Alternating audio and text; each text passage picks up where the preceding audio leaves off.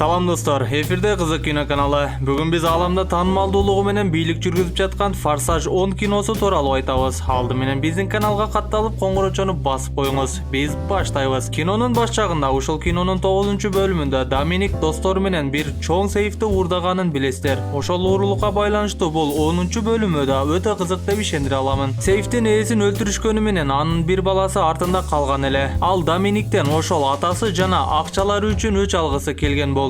Бул учурда арадан көптөгөн убакыт өтүп, Дакенин баласы да чоңоюп, атасы менен дрифт үйрөнүп жаткан эле. Биз бул жашта дрифт кылыш мындай турсун, машинанын рулун култап алып, атабыз урушат деп коркуп жүргөн элек. Дакенин баласы болсо дрифтти ойдогудай кыла албадым деп көңүлү түшүп жатканда, Доминик машинаны сез, аны өзүң менен бир деп ойло деп баласын жубатат. Үйгө келишкенде болсо бардык үй бүлө мүчөлөрү жыйналышып, Доминиктин апасы да конокко келип, алардын баары дасторконго отурушуп, чоң энеси сөз сүйлөйт. Андан кийин Доминик дем алууда экенине байланыштуу анын достору Римге бир дүйнөдөгү мыкты компьютерди башка бир жерге өткөрүшмөк. Ошону уурдоого баруу тууралуу тапшырма алышат. Ал тапшырмага Кайрат досу башчы болот. Биринчи жолу болсо да. Кечкисин болсо Доминик аялы менен сүйүүлөрү ашып ташып сүйлөшүп отурушкан эле. Ошол кезде Даке баласын жана аялын жоготконун коркоорун айтат. Аялы болсо ага бир тумар тагып, анын көңүлүн жубатат. Ошол түнү 9-бөлүмдө көргөн болсоңуздар, баланын апасын өлтүргөн аял келип бир нерсе айткысы келет. Асызда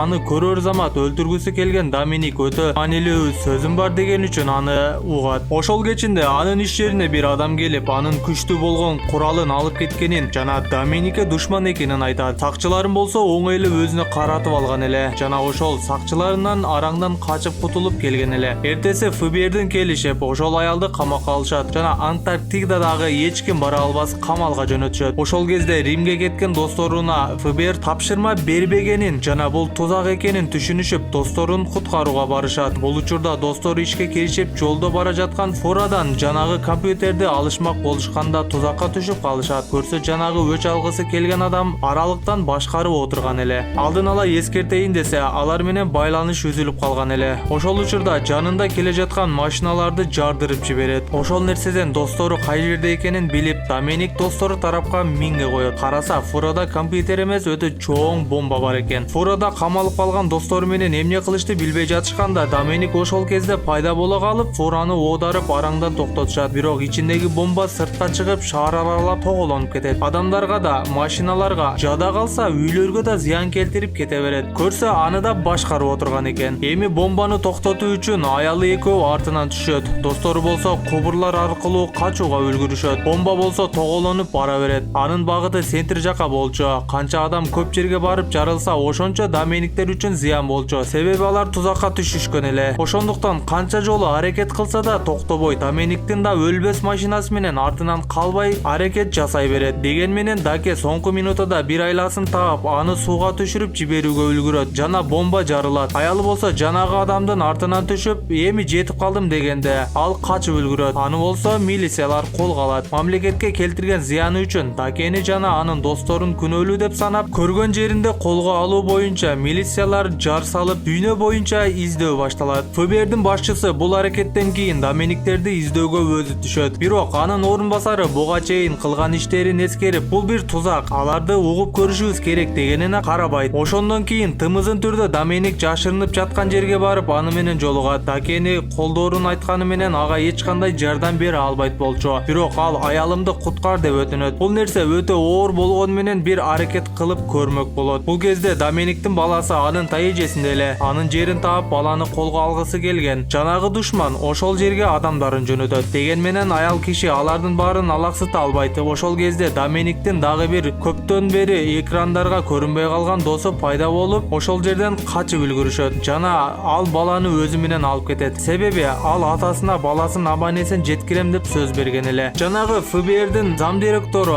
Доминиктин аялына барып, анын берген аманатын тапшырып, ага Доминиктин сөздөрүн жеткирет жана ага кача алуусу үчүн ага жаракат жеткизип, больницага түшүүсүнө жардам берет. Доменик болсо жанагы душманына бетме-бет келип сүйлөшүүсү үчүн жарыш уюштурула турган жерге, башкача айтканда эски үйүнө барат. Анын ошол жерге бара сала душманы да келерин билген ал аны менен араларын ачкысы келет. Бирок алар сөзгө келип ошол жерде адамдардын жарымы Дакеге, жарымын аркага каршы болуп бири-бирине мылтык такап калышат жана бул нерсени жарыш аркылуу чечишмек болушат. Алар жарышышат, бирок Даке анын планын алдын ала түшүнүп, алдыда бир тузак болорун, мындайча айтканда досторунун бирөөсүн тандаш керек болчу. Жарыш учурунда ал балдызын же досун тандаш керек эле. Ал болсо балдызын тандайт жана аны эптеп аман алып калат. Жарыш мына ушундайча душманынын каалаганындай бүткөн болчу. Аялы болсо анын жаракат алган жерин дарылап жатканда өзүнө келет. Жанына караса, жанагы кабар алып келген аял да ошол жерде болчу. Эми душманга келсек, ал жаштайынан психикалык ооруга чалдыгып, жаш бала чагынан аркандай кыйноолор аркылуу чоңойгон үчүн аны даана маньяк деп айтсак да болот. Ага Бакир деп ат коюп койдум. Достору болсо кубур аркылуу качканы менен эптеп үйлөрүнө кайтыш керек эле. Ошон үчүн бир контейнерге жашырынып Лондонго жетишет. Аба кысылып бир аз кыйналышса да, алар үйлөрүнө жетип алышат. Бирок келгенден кийин карашса, бардык шотундагы акчаларды Бакир тоноп алган. Алардын бир тыйыны да калбаган эле. Бирок жанагы убактылуу башчы Кайрат көп